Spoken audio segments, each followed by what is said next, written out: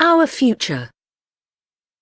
In the next few decades, new inventions and discoveries will make huge changes to our lives. On these 2 pages, scientists give their predictions about life in the future.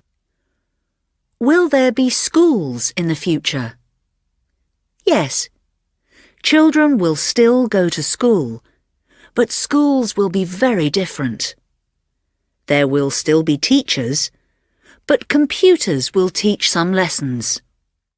Some students will stay at home and learn in virtual classrooms.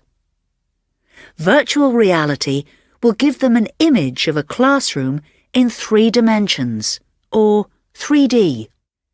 They will see their teacher and their friends, so they will feel like they are really at school. Will computers understand what we say to them? Computers will be more intelligent. They will understand what we say, what we think, and how we feel.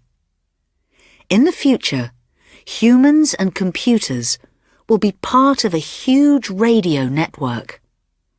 We will send messages from our brain to our computer, and the computer will send messages straight to our brain without using wires. When you want to learn something new, your computer will send the information straight to your brain. What will clothes be like? In a few years, there will be clothes with soft TV screens in them.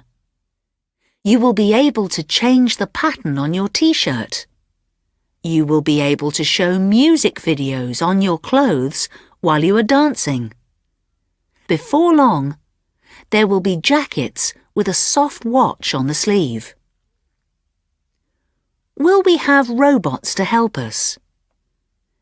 In the future, we will have lots of very clever robots called nanobots.